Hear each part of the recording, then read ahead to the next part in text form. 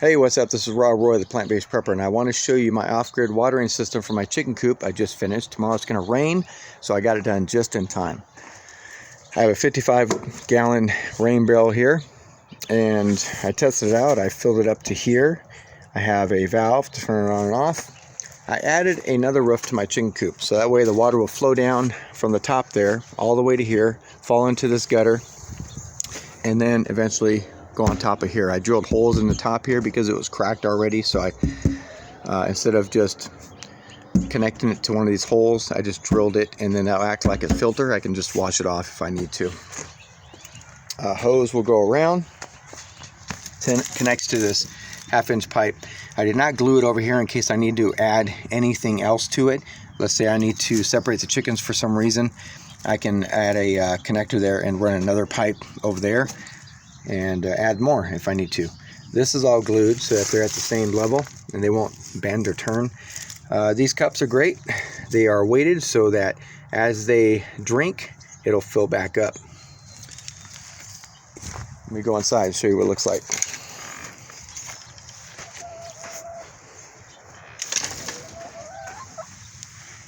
I've got 6 of them, so it's plenty for these chickens.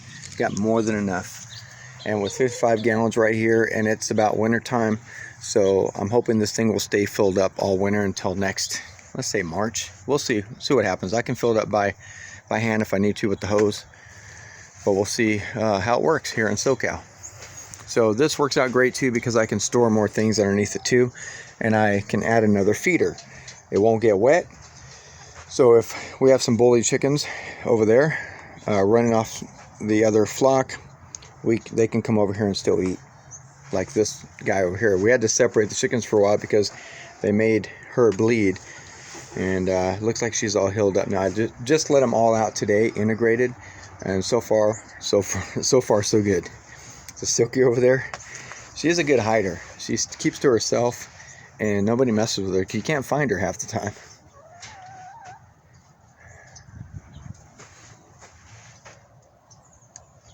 All right, so the other watering system I had is over here now, and this one worked for a long time, but not as great as the other one is going to, because this right here, the chickens were hitting it and it was turning sideways, dropping the water and just letting it all run out, and then it gets clogged a lot and these get dirty. If it's on the floor especially, they will poop in it and everything, so I did hang it. So I'll fill this up with the 55-gallon drum over there, and then it'll be used as like a backup over here in case, again, the chickens will run off from that side. They can come over here and still access water. I did have them separated until these bullies calmed down.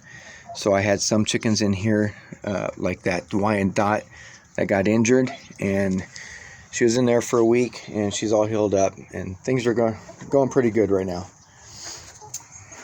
I'll do an actual chicken tour for you later, but just since I'm here, I'll show you what it looks like in here. I added sand. I cleaned it out for the first time today, and it was horrible in here. The sand is working out much better. I had sawdust in here, and they spilt the water, and once it gets wet, it just was never drying out. So I took it out and added sand to this too. And they are going in here and perching at night, and some of them are perching here at night, staying outdoors. So I added a cover to this too, so that way they can stay out here if they prefer, and they won't get rained on.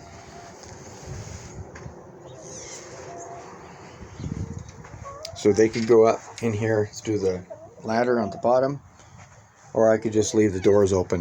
They'll still go in there and perch at night, even if I leave the doors open.